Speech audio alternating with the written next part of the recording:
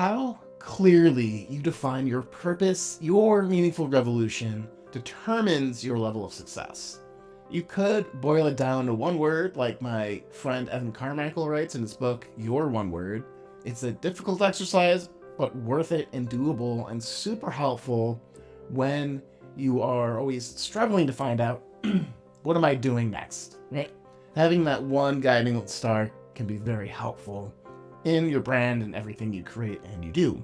You could also just see what the world is pushing you towards and go with the flow. And this is a recipe to feel restless or to wake up one day and wonder, how did my life get here? How did I end up in this place, in this job, in this set of relationships? Welcome to the Meaningful Revolution podcast. I'm your host, Shawn Buttner. In today's episode, we're going to be talking about how to define your meaningful revolution so that you are clear on what you have to do and why it's important to define your purpose so you can feel more confident, present, and joyful in your meaningful revolution.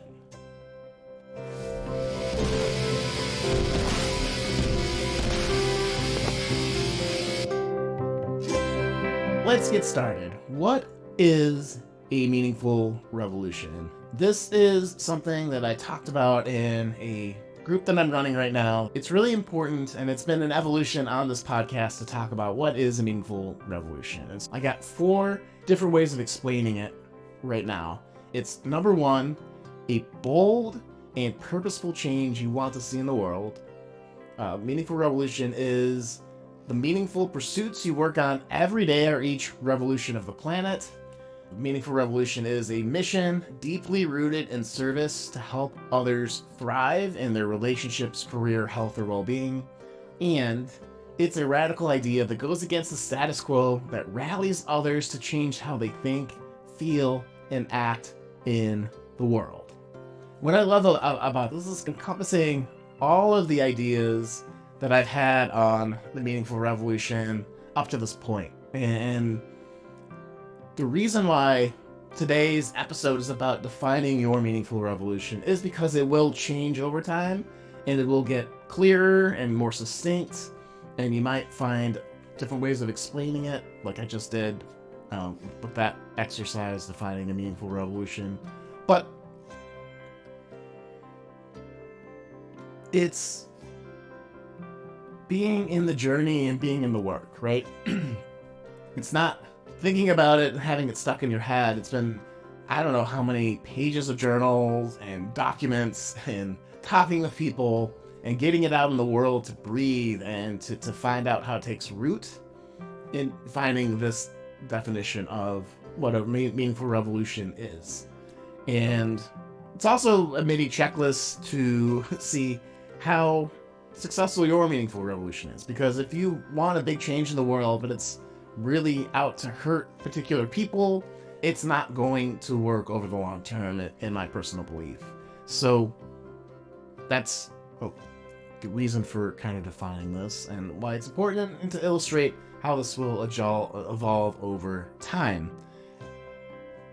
Point number 2, this podcast episode, is what is your meaningful revolution then, right? How do you actually form that statement? It's not going to be the one word like I was talking about at the top of the episode from Evan Carmichael, because that's his thing, but definitely go read the book. It's been helpful in trying to define that particular guiding North Star for my brand or myself.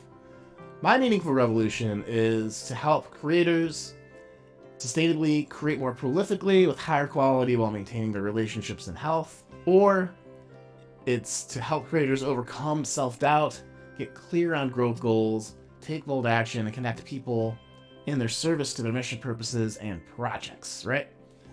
This has changed a lot over time. I have a podcast called The Meaningful Revolution. I don't talk about why I'm doing this probably nearly enough. I'm hoping to make that a more reoccurring thing. And finally nail down the opening trailer that kind of defines that, but that's for another day. I think for this particular podcast, the Meaningful Revolution podcast helps Creators find other creators and inspiration to follow their craft sustainably and without burning out so they can serve more people with excellence. So I hope you're here to either nerd out on a particular topic when I do the interviews, because those are super fun. Finding out how people that have been successful in their creative endeavors have made that happen, and how you can get involved or maybe try things out if you're looking for different ideas on how to help you in your craft. I also hope you're here because you want to connect with a community of like-minded people that want to help people, want to make the world a better place, and have some crazy ideas or against the grain ideas or things that will change things for positive, and you want to get those out. And so this is the community they find support, to have people cheer you on, to really connect and then build a community around making positive change in the world. So that's what we're doing here. Okay. So the question I have for you is, how do you define your meaningful revolution? And I have it broken down into 4 quick parts, and I've given a couple examples already in this. And if you're listening to this, in the show notes, I'm going to have a PDF that will break this down for you. You can go down in the show notes, download a PDF for free in order to get this format I'm about to explain about defining your meaningful revolution. And it goes like this. The first part is you, or your brand name, or your idea name. So for me, the meaningful revolution helps right now creators. So the meaningful revolution helps creators sustain higher levels of creative output and quality without hurting their health and relationships. And then 4, so that they can help the most amount of people in the shortest amount of time. So this is an evolution of what I said earlier, right? Using this format. You see how it's getting clearer, it's getting a little bit less abstract and more grounded into how it's helping people. This level of clarity and granularity helps really clarify who you're talking to in your meaningful revolution, or who your people are, who your tribe is, who are the people that you're really going to connect with. Put that out there for the meaningful revolution as a brand. Hopefully you're connecting with that. And if not, then this isn't the right place for you. And that's also totally cool. And that's what's fun about doing all this. Maybe it could be a little scary, but anyways. So that's the 4 points. Your brand name, your idea name, you help the target of your meaningful revolution solve big problem those folks have in your tribe without a pain point. So that usually is connected to other people or service. And again, there's a link below to get a PDF of these 4 points for you to walk through this exercise too if you're not handy and able to take notes right now. So check that out. Okay. So if you're like, okay, I have that structure, but I don't know what my meaningful revolution is. I don't know what I'm really targeting. The idea I want you to walk away with today is it's something that you are consciously choosing, not something that happens to you when you find your purpose or your meaningful revolution.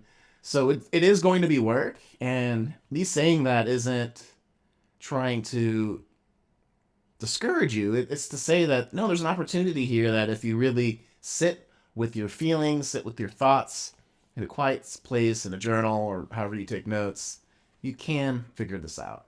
But if you need a couple more sources of inspiration on how to find your meaningful revolution, there's a couple of ideas and questions for you to figure that out. And the first one is, what do you currently love doing and would do even if you didn't get paid? There are no wrong answers, but you might find that if 9 out of 10 of your top things you do that you love are in nature, maybe that's a clue to work into your meaningful revolution. So maybe your personal meaningful revolution is to help people get out of nature, to disconnect to them. It's a clue, and that's what these sources of inspiration ideas are. They're just clues for you to get the ideas going on what might be your personal meaningful revolution.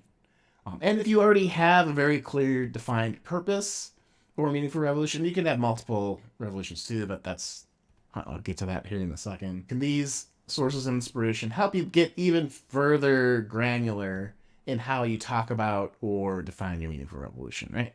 Okay, so second source of inspiration is, what do you currently nerd out about and find fascinating? Me, I've come from a tech background. I've been super into all this generative AI stuff, trying to figure out how it can help me in my coaching business, run my business as an added assistant or bonus to my coaching packages and practices, how it can help me do marketing in my business, those kind of stuff.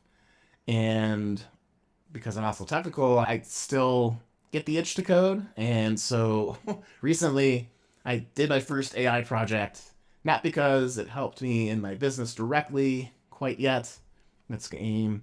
And maybe I'll share that with folks later. But I did a very quick prototype app doing some generative stuff to help me basically get a draft of my newsletter every week in a similar format, just to see if I could do it, right? And so maybe that's something I want to incorporate into this brand a bit more in the future. I know I did a whole season on AI and had some really amazing discussions with David Deutsch and a couple of other folks. But follow what you nerd out about and find fascinating, and that draw to things you find exciting and fun, right? That could be a clue onto your meaningful revolution. Okay, third source of inspiration is, what do people come to you to ask for help with, or what do you find worthwhile in doing in service to others, right? This could be everyone's coming to you to help you or to have you help them move, right? Because you're really good at it, maybe really all the heavy lifting, and you find it's something worth doing for your friends and family, but maybe that's not part of your. Maybe it's people come to you for advice. And so maybe it's, oh, maybe I could turn this into coaching. Like they want my help in organizing their closets. Maybe I could be an organization coach. Or maybe they're coming to me to learn how to play guitar. Or they're coming to me because they want to talk about life, or they have a difficult situation they're trying to work through, and they know that you'll give them an objective, honest, and wide perspective, right? Whatever that is for you, that could be something worth pursuing. Fourth source of inspiration is, what are you naturally amazing at? So if you have some natural, and I'll put that in quotes, things that you really excel at, like you're really good at writing social media posts, or you're really amazing at dialing in your health, that's really going to maybe inform, maybe that could be part of your meaningful revolution, in that maybe you could help people figure out their nutrition, right? And then finally, source of inspiration is something you've always wanted to try but you haven't yet. You're like, oh, one day I'm going to learn the cello, or I'm going to learn the viola, or one day I'm going to learn how to mountaineer. These could be great clues on to informing your meaningful revolution. For me, in going through this, I tend to be the person in friend groups where when people are working through problems, we talk, and that's why I do coaching, honestly, because I love those one-on-one conversations of problem solving, of creating a space where people could explore all options without feeling judged. And I've turned that into a career. And I really believe that's why I do coaching and why I do this podcast. Being able to interview people about what they nerd out about, that's fun. That's something I'm always interested in, is what are people passionate about? What are their meaningful revolutions? And I hope one day to talk with you and find out about your meaningful revolution and what's really going on for you. Finally, you just got 5 mistakes to avoid. The first thing to think about is, this isn't a one and done exercise. The evolution of this podcast's mission revolution statement is a prime example. And everything you've done in your past work, when you write this out and you're trying to figure it out, or you're like, this is good, but it could be different or a little bit closer. It's part of the process, and just trust in that as you actively continue to write and think and talk and develop it, you'll figure it out. Meaning, if you're a professional or a perfectionist, this is your permission to be a little bit messy on your way to get it perfect. So don't let trying to land this on your first try prevent you from actually doing the work. Second thing is write down your meaningful revolution statement, right? In your Word doc, in whatever your note-taking system you have, journal, post-it note, but schedule 15 minutes this week to define your meaningful revolution or to get more clear on your meaningful revolution.